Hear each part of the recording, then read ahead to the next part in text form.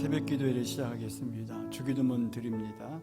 하늘에 계신 우리 아버지, 아버지의 이름을 거룩하게 하시며 아버지의 나라가 오게 하시며 아버지의 뜻이 하늘에서와 같이 땅에서도 이루어지게 하소서.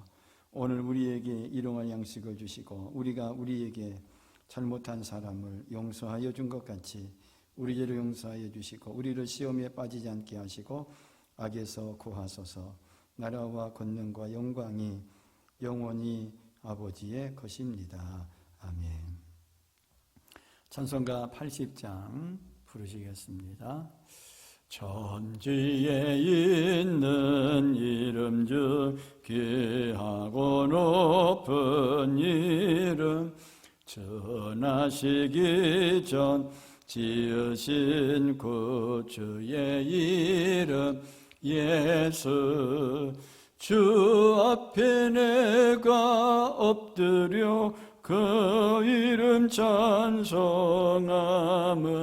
내 귀에 들린 말씀 중 귀하신 이름 예수.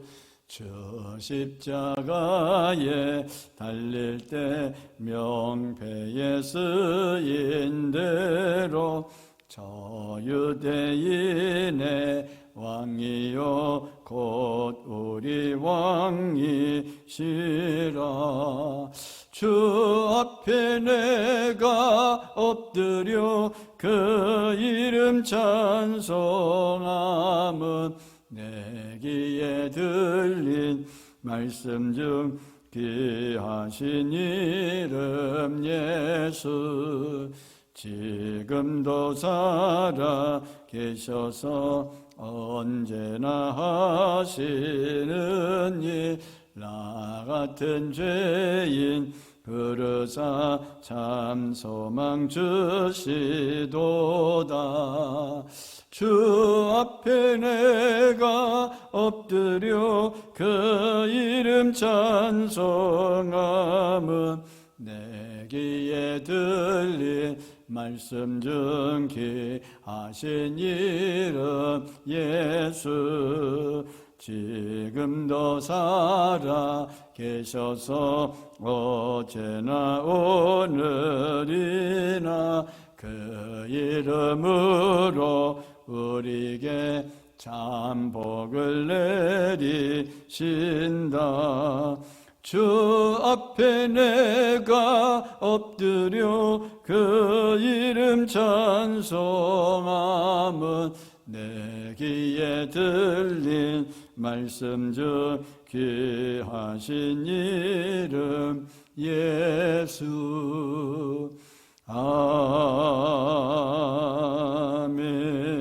아멘. 마가복음 6장 1에서 6절에 있는 말씀 되겠습니다. 예수께서 거기를 떠나사 고향으로 가시니 제자들도 따르니라. 안식일이 되어 회당에서 가르치시니 많은 사람이 듣고 놀라 이르되 이 사람이 어디서 이런 것을 얻었느냐? 이 사람이 받은 지혜와 그 손으로 이루어지는 이런 권능이 어찌 됨이냐? 이 사람이 마리아의 아들 목수가 아니냐? 야고보와 요셉과 유다와 시몬의 형제가 아니냐? 그 너희들이 우리와 함께 여기 있지 아니하냐 하고 예수를 배척한지라. 예수께서 그들에게 이르시되 선지자가 자기 고향과 자기 친척과 자기 집 외에서는 존경을 받지 못함이 없느니라 하시며 거기서는 아무 권능도 행하실 수 없어 다만 소수의 병자에게 안수하여 고치실 뿐이었고 그들이 믿지 않음을 이상히 여기셨더라. 이에 모든 촌에 두루 다니시며 가르치시더라. 아멘. 마가복음 5장 25에서 34절에 보면 12해를 혈루증에 걸려 고생하던 여인이 있었습니다. 마가복음 5장 27절에 보면 어느 날 이 여인은 예수님이 지나가신다는 소리 듣고 예수님 뒤에서 예수님의 옷자락을 잡았습니다. 그랬더니 마가복음 5장 29절 말씀에 나온 것과 같이 예수님의 옷자락을 만지는 순간 혈루의 근원이 곧 마름으로 고쳤습니다. 그래서 마가복음 5장 34절에 보면 예수님은 여인에게 딸아 내 믿음이 너를 구원하였다라고 말씀하셨습니다. 물론 병은 하나님이 고쳐 주셨지만 내 믿음이 너를 고쳤다라고 말씀하고 계십니다. 그리고 마가복음 5장 34절에 보면 이어서 평안히 가라고 하면서 이 병에서 놓여 건강할지어다라고 하면서 예수님이 축복해 주셨습니다. 주님의 능력은 천지를 창조하시고 운행하시는 능력입니다. 그 능력이 내게 나타날 수 있는 조건은 내 믿음입니다. 하나님은 기적을 일으키지만 내 능력에 제한을 받으십니다. 수많은 사람이 예수님에게 손을 대었지만 치료받은 것은 그 여인뿐이었습니다. 온전한 능력은 온전한 믿음이 있을 때 오는 것입니다. 구원받으면 믿음을 선물로 받습니다. 믿음에는 생명력이 있기에 믿음을 키우는 것은 나의 일입니다.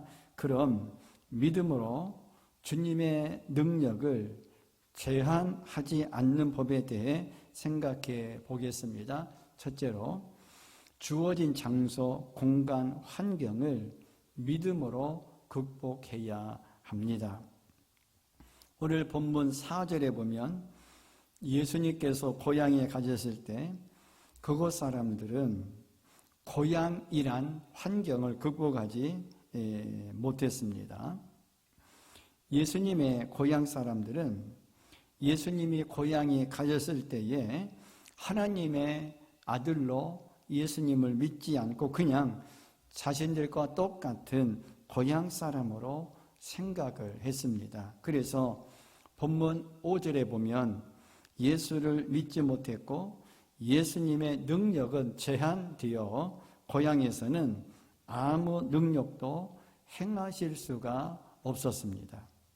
우리가 예배를 통해 은혜를 받고 교회만 나서면 실패하는 것은 환경을 극복하지 못했기 때문입니다.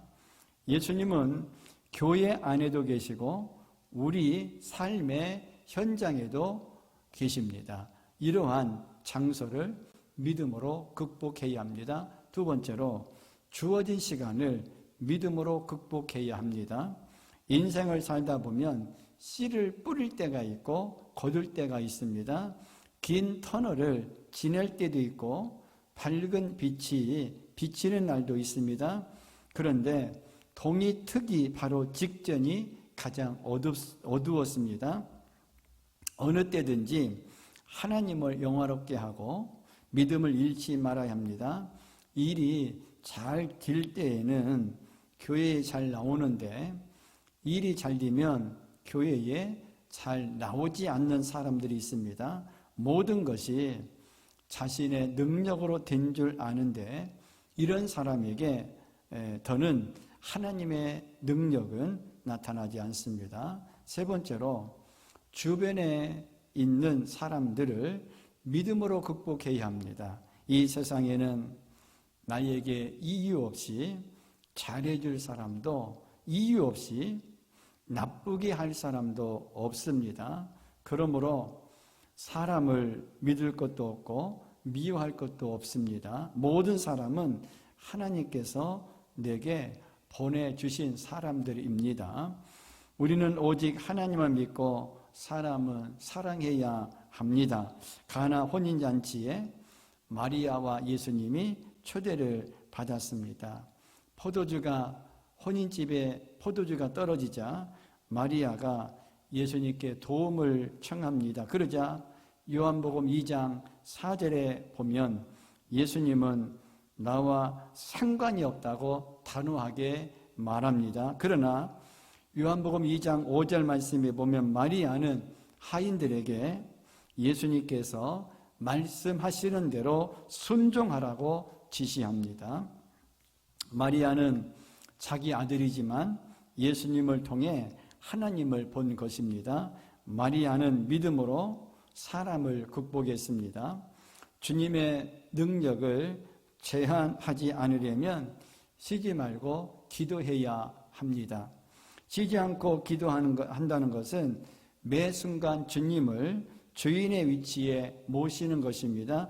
이런 사람은 성공하면 하나님께 영광 돌리고 이 일이 잘 되지 않으면 하나님께 더 가까이 갑니다. 이것이 성공하는 인생 비결입니다.